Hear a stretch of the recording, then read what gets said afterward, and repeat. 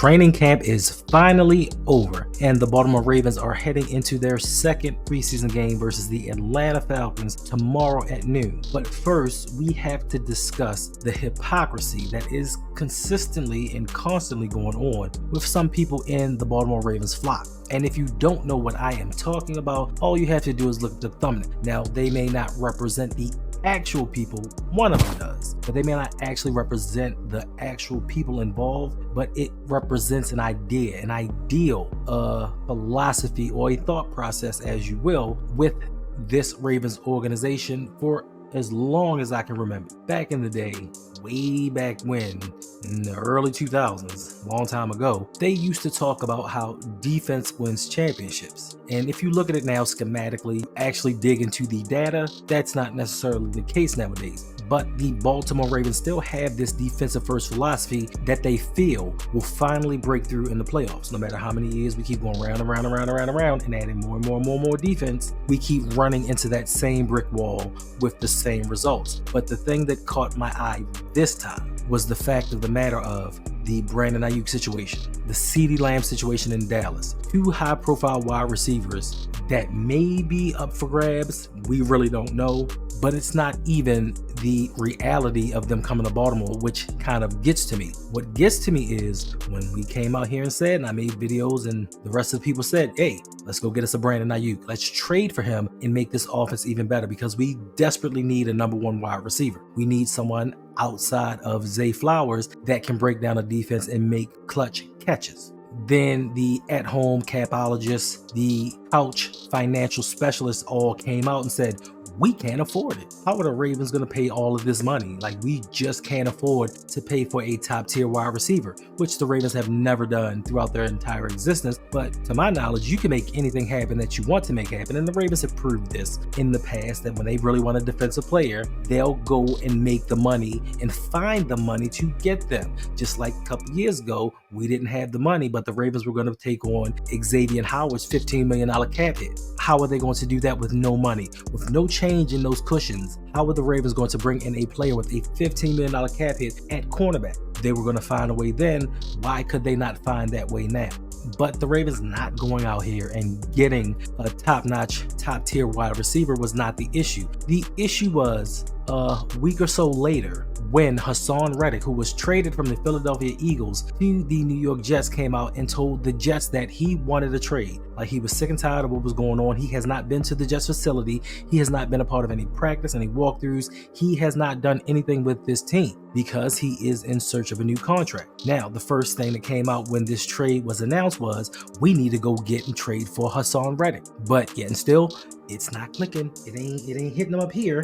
With Ravens fans, it's not getting to them that, one, just like you said with Brandon Ayuk or CeeDee Lamb, if you trade for them, you have to give them a big contract. And that seemed to set Ravens flock on fire. How dare we pay top-notch money for a wide receiver? This is crazy. But then in turn, you have an individual that has not shown up for anything, nothing at all. And the reason he got traded from Philadelphia to New York was because he wanted a new contract. That was his whole sole purpose of being traded out of Philadelphia. The Eagles loved him. Hometown kid, they loved him. But they weren't going to give him that money, so they traded him to the Jets. Now, with the flock, it seems to be no issue with trading for this defensive end, this edge rusher, and paying him an inordinate amount of money, giving him a new contract, because that's what it's going to take to get him. It's not like you're going to get him for a one-year rental and then maybe re-sign him a la Roquan Smith. No, he's not showing up to anything without a new contract. But Ravens fans don't seem to care about that. They just care that it is a defensive player that can help them win. And this is all that it's about. And this is all that we talk about. And it's not to say who's right or who's wrong, but this is the mindset that we keep telling y'all about. When it comes to offensive pieces, it's always, let's just see what they got. You know, we can find this guy at a bargain.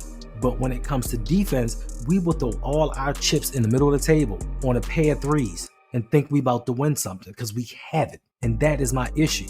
And for some of those of you that need proof, because a lot of y'all sometimes you need proof, like you don't hear what people say, even though they said over and you read it. Sometimes you need to go further along into proof. And to prove my point about defense not winning championships, and especially defense not winning a championship in Baltimore since the year 2000, in the 2012 championship with the Baltimore Ravens, what happened? What pushed this talented team over the top to get them to a Super Bowl and actually win it? Outside of Joe Flacco going dumb crazy. Outside of Joe Fleazy, what happened?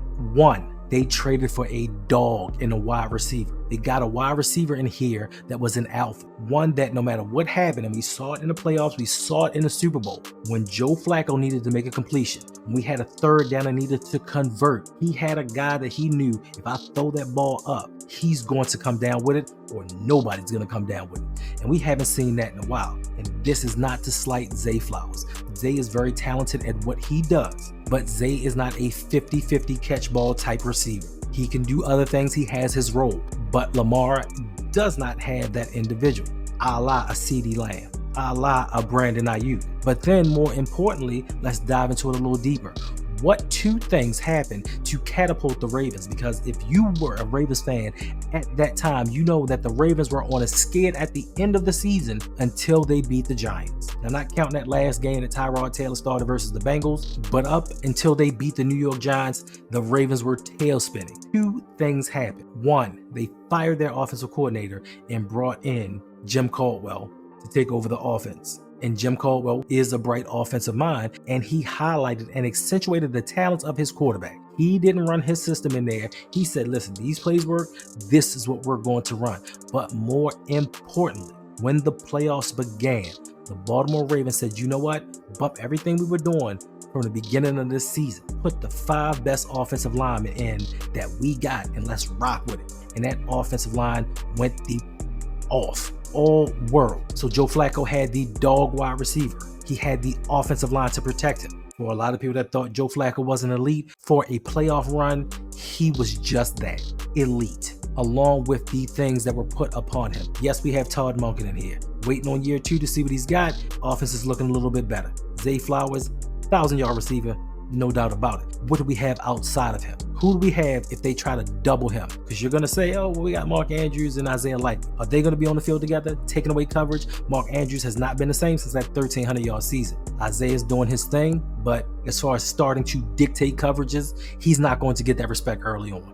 I'm just saying. In crunch time, if Lamar needs to make that pass, where is he going? Because we had it in the playoffs in the AFC Championship game. We saw the results. So all I say to you guys is stop with the hypocrisy. Stop talking about what the offense can do and how they can save a bit of money, but the defense can go all out, because we're not winning with defense. This is the only point that I'm trying to get to you is you want to keep adding defense upon defense upon defense. But playoff wise, defense has never been our problem. Way back in the day, we lost to Peyton Manning off of field goals because we couldn't score. And to this day, we're still having that same issue. We cannot score on offense, but we're stopping people on defense. We're stopping the best and most historic quarterbacks in NFL history. Some of the best. We're shutting them down. But when it comes to us putting up points, we can't do it. And during that time we're watching the games, it's all, Lamar needs help. Lamar needs blocking. We got to do better for Lamar. 2 weeks after the game is over, man, we just had a 5th safety and a 12th cornerback and maybe 7 more defensive ends. We're shutting everything down. They're not scoring any points on us. We can't keep adding to defense because only so many people can play. We need to start getting some guys in here that can take over. And people need to start opening their minds to the possibility that, hey, the offensive side needs the same amount of love that the defensive side does. Equal. We're equals. We're equal in this fight. One day you may have more. The next day I may have more on my plate. Who cares? As long as when it matters the most, everybody is performing at their best and we have an actual shot at winning the Super Bowl. So stop with the hypocrisy. Stop talking out the sides of your neck. That's all I'm asking. Now moving on to tomorrow's game versus the Atlanta Falcons. What is there left for the Baltimore Ravens to prove? Training camp is now over. All that has been done, all the hard work that's been put in. We are now less than 3 weeks away from the opening game of the season versus the Kansas City Chiefs. This is the time where we start formulating our depth chart, where we find out who's going to be a starter. I don't know how much tomorrow's game is going to impact that because I honestly don't know who's playing. I know Lamar's not going to play. I know most of the starters are, but as far as the cohesion and formulation of this offensive line, I don't know what they're going to do. But what I am going to look for is the progression of Roger Rosengarten. I want to see what they're going to do with Ben Cleveland. I need to see what Faalele is doing. Has he improved? What is this offensive line going to look like? Because over there, even though they may not be playing their starters, Atlanta is building a defensive juggernaut. Because if you don't know, they just traded for Matt Judon. They just signed safety Justin Simmons to an already stout defense with Raheem Morris as the head coach. And we all know what he did in his time in Tampa Bay and winning the Super Bowl with the LA Rams. He's going to dial up something that's going to put pressure on the Ravens, and I'm all here for it. I want to see what this offensive line can do and how much pressure that they can actually deal with. Another gentleman that I'm looking for, speaking of pressure, is this going to be the game that David Ojabo comes back? He wanted to play last week. He was not medically cleared to play. They're still playing around with the wording right now, but I know he hopes to play. I know he hopes to get on the field, because me personally, I'm tired of hearing this person look like a demon in practice. Oh, off to the side doing one-on-ones, he was unstoppable. We had to rein him in. I'm tired of that. I want to see him get in an actual game and do that. Let us see with our eyes. Is he unstoppable? Has he progressed? Is he making any movement as far as from the year prior? Like, is he stacking these plays and stacking these practices up? This is all that we want to see. This is all we want to know.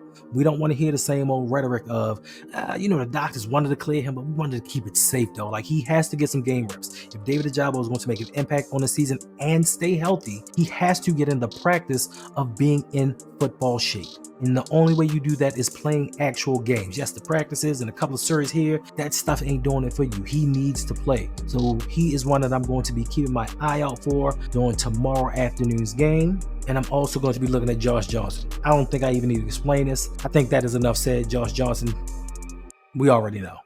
Do better. Know better, do better. That's all I'm saying. And lastly, I want to see what Owen Wright and Rasheen Ali are going to do as far as this competition goes, because there is speculation that there is real competition for that running back 3 spot until, Keaton Mitchell comes back. But there is talk of actual competition. We all know that the Ravens do not like cutting draft picks. So could Ali be headed towards the practice squad? From what I'm seeing is they're really high on Owen Wright, and he's doing his thing. Ali's making some mistakes, he's slipping up, but tomorrow is an opportunity for him to make an impression to better himself on this roster. The question is, will he be able to do it? Some are saying that he is lacking the explosiveness that they saw in him in college. This is one position battle that I am keeping my eye on just because I don't believe in Justice Hill. I'm not a believer because he can't block. Ali can't block either, but he's a rookie. I expect for him to get better. Justice Hill, you should know better. So for me, I want to see what Owen Wright has. I want to see if he can move up that depth chart and become running back 2.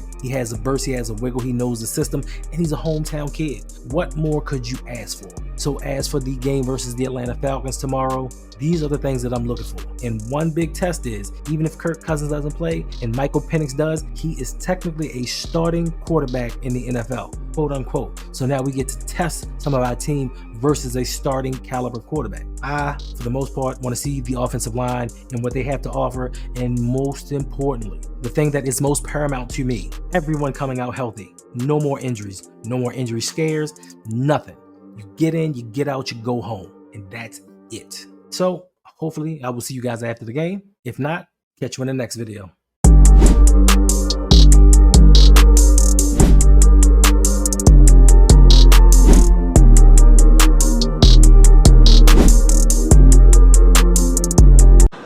Nah, man, I'm cool.